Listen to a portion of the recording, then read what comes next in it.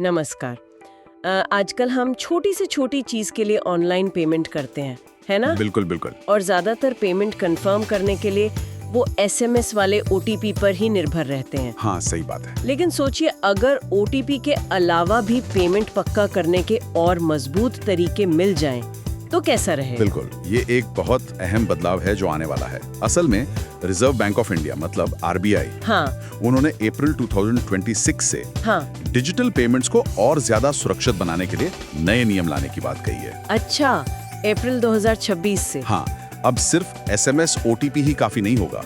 Payment पक्का करने के लिए ना और भी तरीके इस्तेमाल करने होंगे। अच्छा, पर इसकी जरूरत क्यों महसूस हुई? मेरा मतलब है, एसएमएस ओटीपी सिस्टम तो काफी टाइम से चल रहा है। हाँ, चल तो रहा है। लेकिन देखिए, आजकल ऑनलाइन फ्रॉड के तरीके भी कितने बढ़ गए हैं। हाँ, वो तो है। सिम स्वैप फ्रॉड आपने सुना होगा। किसी और के नंबर का सिम लेकर ओटीपी चुरा लेते हैं।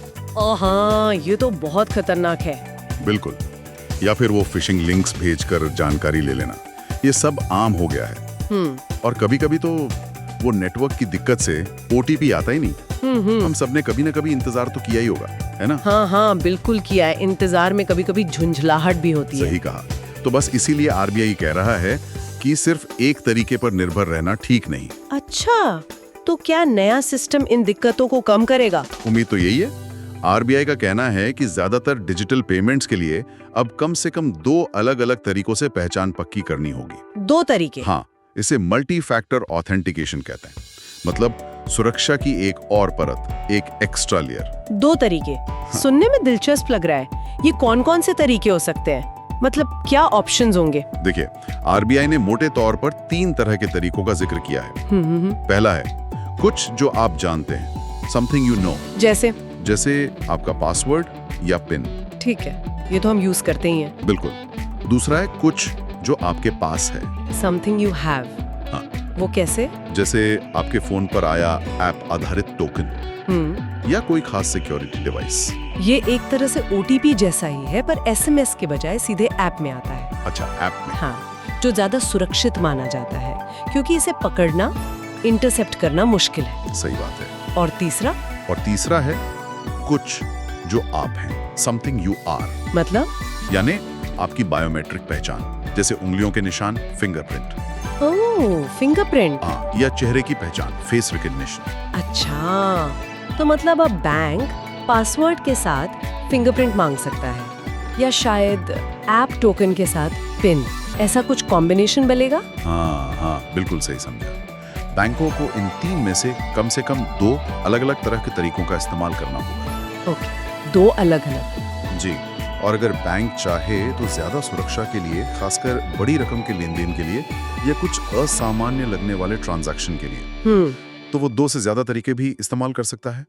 मान लीजिए आप अचानक किसी दूसरे देश से पेमेंट कर रहे हैं, तो बैंक शायद ज्यादा वेरिफिकेशन मांगेगा। ये सुनने में तो बढ़िया है, मतलब सुरक्षा तो यकीनन बढ़ेगी। हाँ, बिल्कुल। पर क्या ये सभी बैंकों के लिए आसान होगा? खासकर छोटे पेमेंट बैंक या क्षेत्रीय बैंक, इसे अप्रैल 2026 तक लागू करना टेक्नोलॉजी के हिसाब से? देखिए, ये एक अच्छा सवाल है।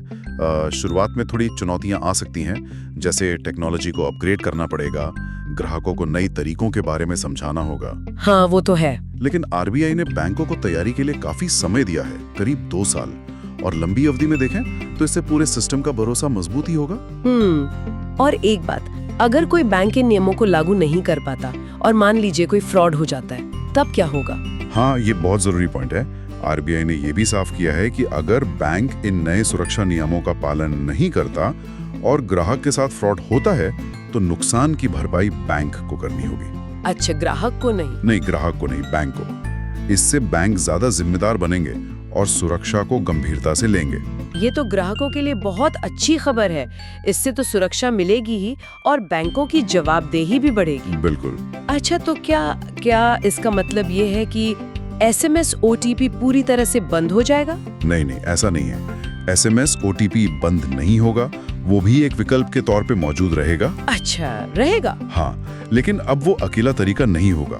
मतलब उस पर निर्भरता कम होगी और हमारे पास पेमेंट कंफर्म करने के लिए ज्यादा विकल्प होंगे। मान लीजिए कहीं बायोमेट्रिक नहीं चल रहा या ऐप टोकन में कोई दिक्कत आ गई, तो शायद एसएमएस ओटीपी काम आ जाए। तो फ्लेक्सिबिलिटी रहेगी। ऑनलाइन पेमेंट करना पहले से ज्यादा सुरक्षित होने वाला है, और शायद ज्यादा सुविधाजनक भी, क्योंकि हमारे पास कंफर्म करने के कई रास्ते होंगे। बिल्कुल बिल्कुल सही कहा। इससे ना सिर्फ धोखाधड़ी कम होने की उम्मीद है, बल्कि ये भारत के डिजिटल पेमेंट सिस्टम को दुनिया के सबसे सुरक्षित सिस्टम्स की बराबरी में खड़ा करेगा। वाह। लोगों का भरोसा बढ़ेगा और पेमेंट टेक्नोलॉजी में नए प्रयोगों को, नए इनोवेशंस को भी बढ़ावा मिलेगा। हाँ, यानी सुरक्षा और भरोसे के साथ आगे बढ़ने की तैयारी। चलिए आज की इस दिलचस्प बातचीत को यहीं रोकते हैं। बिल्कुल। लेकिन एक सवाल मन में आता है जो हम अपने सुनने वालों के लिए छोड़ सकते हैं। जरूर। भविष्य में पहचान पक्की करने का सबसे आम तरीका क्या होगा? क्या बायोमेट्रिक्स मतलब फिंगरप्रिंट या फेस रिकॉग्निशन सबसे आगे निकल जाएगा, या फिर कोई बिल्कुल नई तकनीक इसकी जगह लेगी? सोचते रहिएगा। हाँ, ये सोचने वाली बात है।